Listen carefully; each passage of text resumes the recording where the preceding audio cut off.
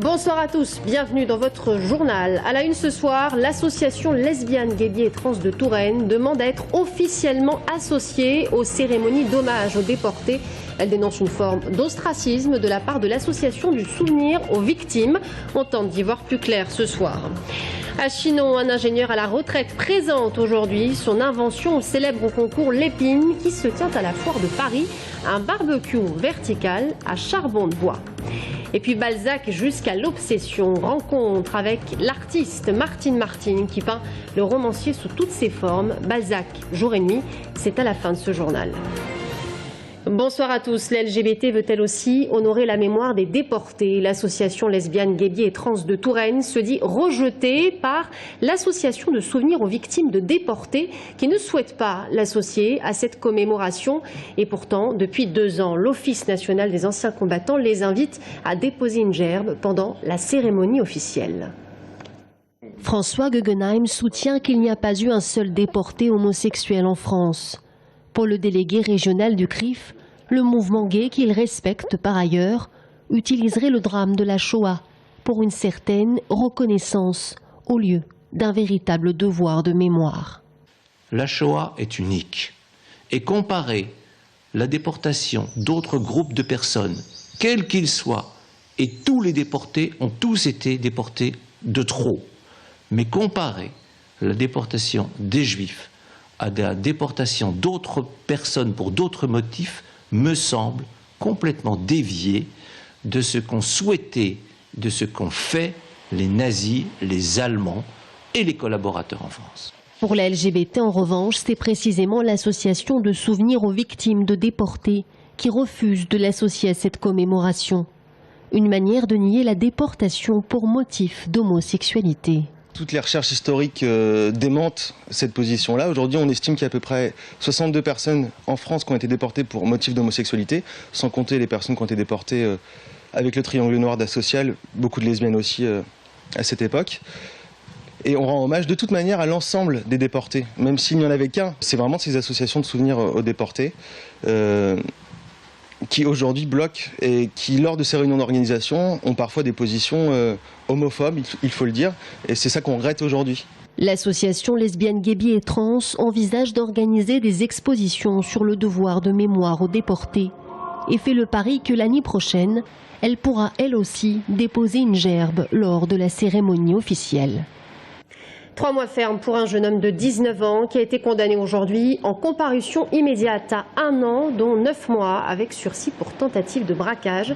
Lundi après-midi, ce jeune homme était entré dans un bar-tabac de l'avenue Gramont à Tours sans cagoule avec un pistolet automatique. Il avait rapidement été maîtrisé par un employé. J'ajoute que le parquet avait requis 2 ans ferme d'emprisonnement. Déficit de légitimité pour Manuel Valls, mais également pour François Hollande. Si le programme de stabilité a été adopté hier à une faible majorité, 41 députés socialistes se sont abstenus, 3 ont voté contre. En Indre-et-Loire, Jean-Patrick Gilles s'est abstenu, mais également Laurent Baumel, figure montante de la gauche populaire qui parle d'un acte de résistance participative.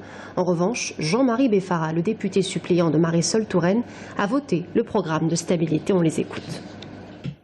On a exonéré les petites retraites du gel. Donc c'est bien, mais si vous voulez, au lendemain des municipales, nous avions été une centaine de députés à formuler une demande beaucoup plus forte d'inflexion de la politique budgétaire. 40 parlementaires qui se sont abstenus hier et qui auraient pu être bien plus nombreux s'il n'y avait pas eu une dramatisation un peu excessive du vote. Ils sont là et que donc dans les semaines et les mois qui viennent, lorsque les textes budgétaires viendront à l'Assemblée, le Premier ministre, le gouvernement devra dialoguer et il sera bien obligé de le faire. Certains ont voulu aller jusqu'au bout en exprimant un vote d'alerte. Je crois que l'alerte, elle avait été lancée par l'ensemble du groupe avant et avait obtenu des réponses. Je ne sais pas comment demain, ceux qui se sont abstenus hier envisagent de travailler avec le groupe. Moi, ce que je souhaite, c'est que nous puissions travailler dans une ambiance de rassemblement et de construction collective. Si certains souhaitent se mettre en marge du travail collectif, on verra bien ce qui se passera. Mais aujourd'hui, moi, je souhaite que nous nous rassemblions. Jean-Luc Dupont, le nouveau maire de Chinon, vient d'être réélu président du Ciel, le syndicat départemental d'énergie et d'électricité. Il gérera ainsi un budget de 35 millions d'euros. J'ajoute que ce syndicat réunit les 276 communes du département d'Indre-et-Loire, sauf la ville de Tours. Jean-Luc Dupont, qui à ce sujet souhaite un rapprochement avec Tours au nom de la cohérence territoriale. Coup d'envoi de la 14e édition du concours Lépine à la Foire de Paris aujourd'hui. Le concours qui a vu naître le stylo-bille, le fer à repasser à vapeur ou plus récemment les lentilles de contact. La région Centre a peut-être elle aussi ses graines de talent. À Celles-sur-Cher par exemple, en Loire-et-Cher, cela fait plusieurs années que l'inventeur de l'Easy Shower, un espace douche sécurisé et accessible, participe au concours Lépine. Puis en Indre-et-Loire, à Chinon, un ingénieur à la retraite, un habitué du concours, présente cette année son barbecue vertical à charbon de bois. Florent Carrière l'a rencontré. Donc j'ai eu une médaille d'argent pour cet appareil-là. J'ai eu cet appareil-là la deuxième année que j'ai présenté au concours Lépine, donc en 2003, qui m'a valu une médaille d'or. Et c'est cet appareil-là que je présente cette année. Donc il peut faire grille, rôtissage et plancha. Jean Charbonnier est un habitué du concours Lépine depuis 2002.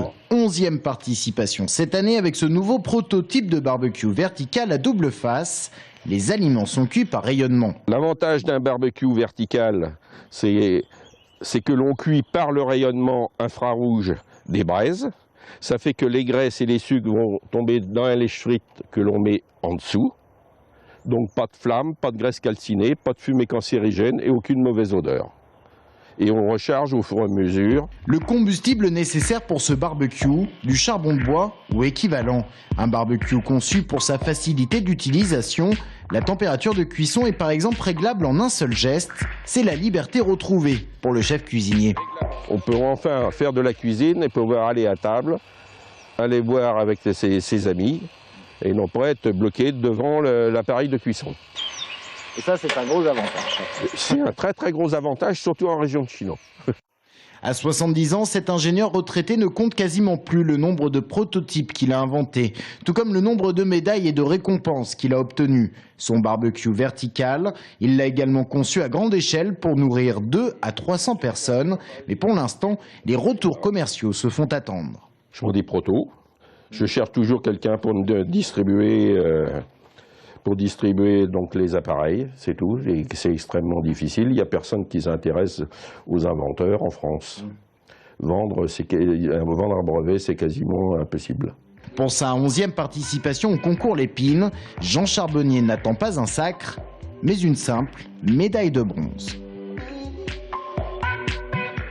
La demi-finale retour pour le TVB qui rencontre Chaumont ce soir après avoir remporté la première manche. Samedi, les joueurs de Pascal Foussard qui doivent gagner pour s'éviter d'avoir à jouer un troisième match. Maxime Dilliès sera à la passe, il remplace ainsi Nuno Pinheiro qui s'était blessé. Quand Balzac tourne à l'obsession, l'artiste Martine Martine, peintre et sculpteur, présentera dès le 24 mai son exposition Balzac jour et nuit. L'artiste y représente le romancier sous toutes les formes, gravures, huile sur toile et petits portraits au musée des Beaux-Arts de Tours et au musée Balzac de Saché. Balzac à la folie, c'est un reportage d'Anaïs Michaud. Ce qui est saisissant lorsque l'on entre dans l'atelier de Martine Martine, c'est la profusion d'œuvres. Une armée de Balzac vous fait face, environ 300 portraits. Déjà, on a une chose en commun, on a une boulimie. On a la même boulimie. Lui, il écrivait tout le temps, moi je peins tout le temps. Depuis que j'ai 17 ans.